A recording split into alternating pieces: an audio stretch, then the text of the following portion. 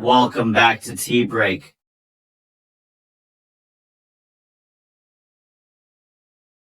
अस्सलाम वालेकुम, welcome back to tea break. आपका लुकमान सुलेमानी आपके सामने। व्यूअर्स कैसे हैं आप? ठीक हैं?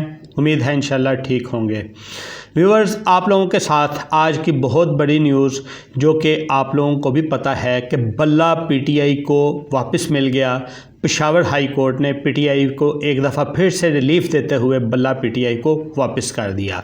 एक बात आपके साथ ये करनी है। दूसरी ये बात करनी है कि दो बड़ी पार्टियों ने क्या जो है वो माइंडसेट बनाया था और क्या हमें कहानियाँ सुनाई थी, उनकी भी बात करनी है।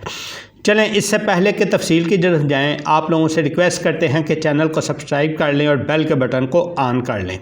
ये जो आप अभी वीडियो देख रहे हैं, ये उम्मीद है कि आप 2 घंटे बाद देखेंगे, यानी एडिटिंग का प्रोसेस और अपलोडिंग का प्रोसेस ये तकरीबन 2 घंटे का होगा। उसके बाद आपको ये देखने में मिलेगी। तब तक मेरे सामने जो है वो इलेक्शन कमीशन की वेबसाइट खुली हुई है।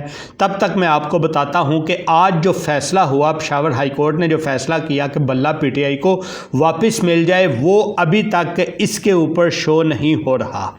अभी तक विल बी अवेलेबल सून आ रहा है, यानी पॉलिटिकल पार्टीज़ को जो सिंबल अलाट होते हैं उनकी अलाटमेंट का अभी तक कोई नोटिफिकेशन नहीं है मेरे सामने। और इसी तरह अगर हम देखें कि वैसे जो नोटिफिकेशन वाला पेज है, वो नोटिफिकेशन वाले पेज में भी 9 तारीख यानी आज 10 जनवरी है और 9 तारीख का अमेंडमेंट का नोटिस है, जिसमें change of RO and ARO की अमेंडमेंट का नोटिफिकेशन है। यानी वो भी नोटिफिकेशन इधर नहीं है कि बल्ला पीटीआई को वापस हो गया है।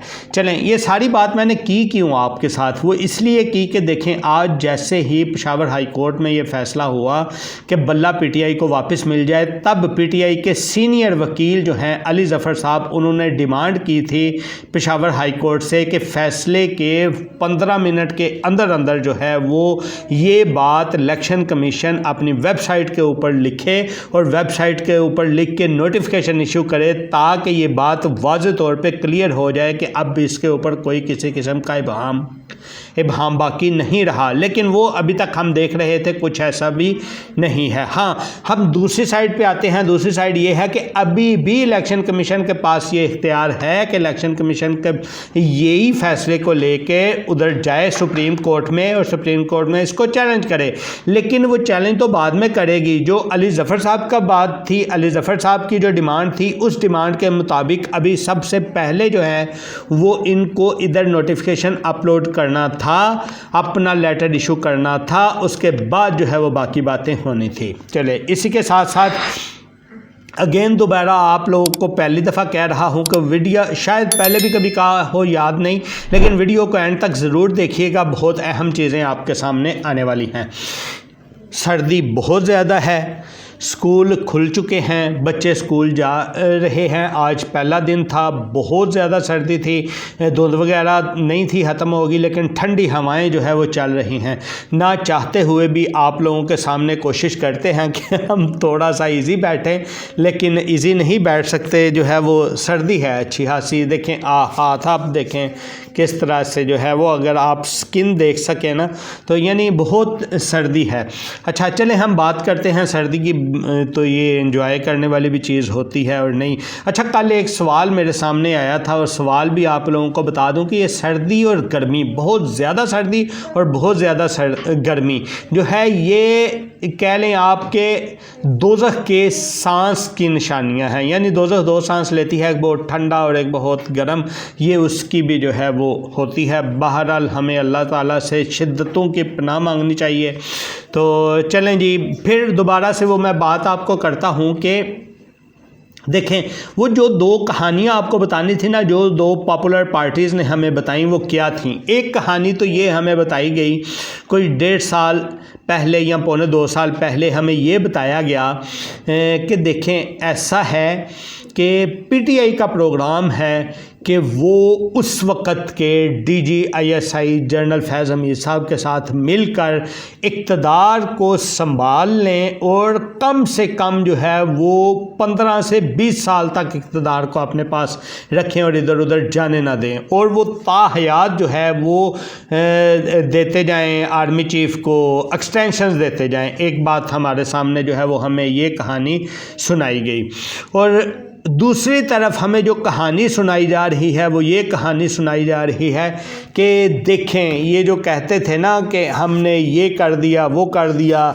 तो ये पीटीआई की स्टोरी है। वो एक दूसरी पार्टी ने पीटीआई का मतलब ये बताई, अब पीटीआई ने जो स्टोरी बताई वो ये बताई कि देखें इन्होंने पहले भी NRO ले लिया, डील कर ली, अब डील करके ये जो है इमरान खान साहब को सज़ाए मौत दे देंगे या कैपिटल पनिशमेंट अगर नहीं भी देते तो उम्र कैद कर देंगे, और करके खुद इक़्तिदार जो है वो आपस में फिर दोबारा से बाड़ियाँ जो लेते थे बाड़ियाँ लेनी शुरू कर दी। अब ये सारी चीज़ें जो दो कहानियाँ हमें सुनाई गई, अगर दोनों कहानियों को हम सोचें तो कितनी ये आवाम के अंदर पेनिट्रेट कर सकी हैं, इस चीज़ को देखें। अगर वो बात हम देखें जो 2 साल पहले बताई गई कि ये इक़्तिदार इन्होंने इस तरह संभाल लेना था, इसको ये कर लेना था, वो कर लेना था, वो कितनी पेनिट्रेट हुई, और ये बात कितनी पेनिट्रेट हुई कि ये इन्होंने NRO ले लिया, NRO लेके अपने सारे केसेस ख़त्म करा लिए, अब दोबारा से इक़्तिदार में आने लगे हैं और एक दूसरे के साथ फिर दोबारा बाड़ियाँ करेंगे।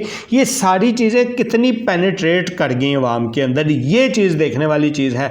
और ये कैसे हमें नज़र आएगी और कैसे पता चलेगा, इसमें कोई दो राय नहीं है कि ये हमें तब पता चलेगा कि जब इलेक्शन होंगे, जब 8 फरवरी का दिन आएगा। जब 8 फरवरी का दिन आएगा अवाम बाहर निकलेगी, बाहर निकल के वोट कास्ट करेगी, उससे पता चलेगा कि ये जो दो कहानियाँ सुनाई गई उन कहानियों के पीछे कितनी हकीकत थी, अगर हकीकत थी या नहीं थी वो एक अलग बात है। अवाम ने इसको कितना एक्सेप्ट किया, कितना अपने अंदर इसको पेनिट्रेट किया, कितना जो है वो इसको डाइजेस्ट किया, ये सारी चीज़ें जो हैं वो तभी नज़र आएंगी जब 8 फरवरी वाले दिन होगा। चलें अब हम बात करते हैं जी, जो हमें इस वक्त पता चला है और जो हमें समझ आती है वो ये आती है, नून लीग इस वक्त स्लीपिंग मोड पे गई हुई है और वो कोई इलेक्शन या कोई इस तरह की चीज़ें नहीं कर रही।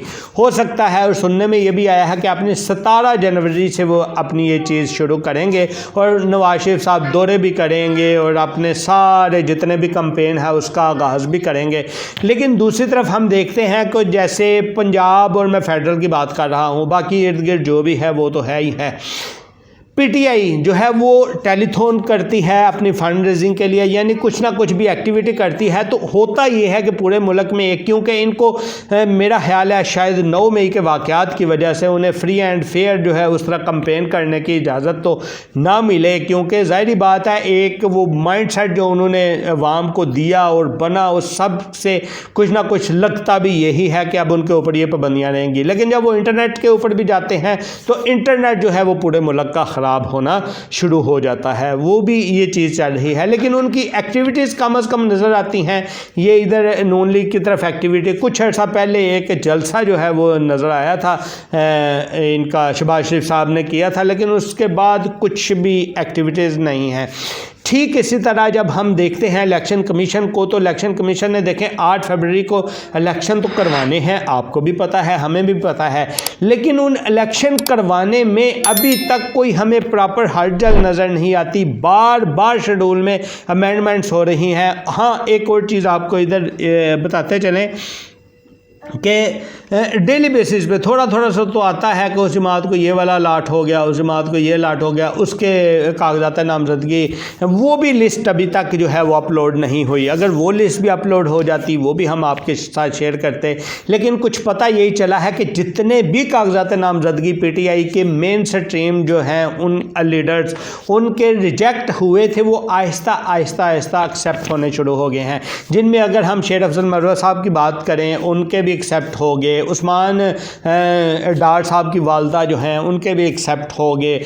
इसी तरह अगर हम कराची की बात करें तो कराची में उनके जो हैं वो क्या नाम है, मेरे जहन से उनका नाम निकल गया है, शमीम फरदोस साहब, फरदोस शमीम नकवी साहब, हाँ उनके भी जो है वो एक्सेप्ट हो गए हैं। इसी तरह जो है वो हम बाकी भी यानी वो जो बहुत ज़्यादा मुस्तरद हुए थे ना वो एक्सेप्ट हो गए हैं।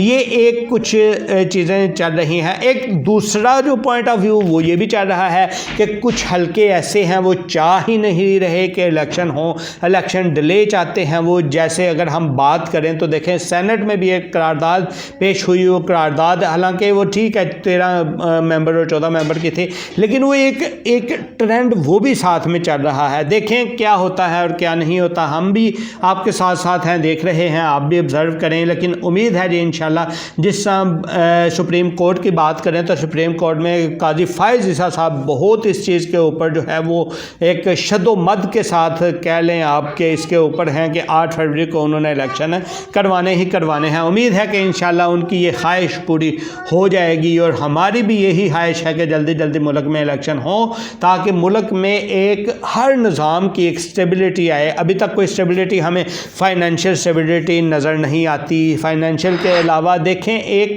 सिक्योरिटी स्टेबिलिटी भी नज़र नहीं आती।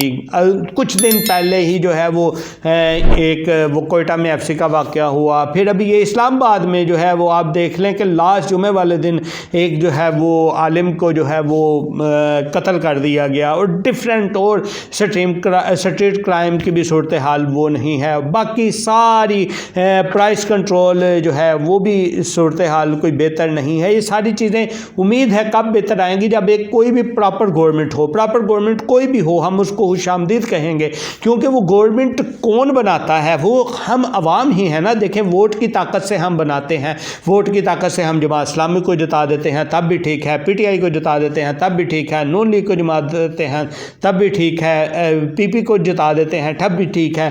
या कोई भी प्रॉपर 2/3 अक्सरियत नहीं ले सकता। ये एक अलायंस बना के गवर्नमेंट बना लेते हैं तब भी ठीक है, लेकिन एक प्रॉपर गवर्नमेंट होनी चाहिए जिस गवर्नमेंट के बाद जो है ये सारी चीज़ें जितनी भी हैं तमाम अदारे मुख्तलिफ अदारों के फ़ंड्स रुके हुए हैं। वो किस वजह से रुके हुए हैं?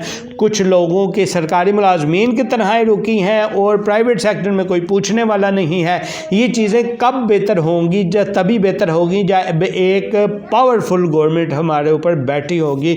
तो हम उम्मीद करते हैं कि 8 फरवरी वाले दिन इंशाल्लाह इलेक्शन होंगे और एक पावरफुल गवर्नमेंट जो है वो एक आके इक़्तिदार में बैठेगी जिससे अवाम के मसाइल बेहतर होंगी। हम इंतज़ार कर रहे हैं, जैसे ही नोटिफिकेशन आता है या जैसे ही लिस्ट आती है हम आपके साथ शेयर करेंगे और हम उम्मीद करते हैं कि ये जो बल्ला वापस हुआ है ये बल्ला 8 फरवरी तक रहेगा और जो बैलेट पेपर छपेगा उसके ऊपर बल्ला मौजूद होगा। लेकिन साथ साथ देखते हैं जी क्या होता है। जाने से पहले आप लोगों से रिक्वेस्ट करते हैं कि चैनल को सब्सक्राइब करते जाएँ और बेल के बटन को ज़रूर ऑन कीजिएगा, ऑल नोटिफिकेशन वाले, ताकि आने वाली तमाम वीडियोज़ आपको जो हैं वो मिल सकें और सबसे पहले मिल सकें। मिलते हैं जी नेक्स्ट वीडियो में। अल्लाह हाफिज़।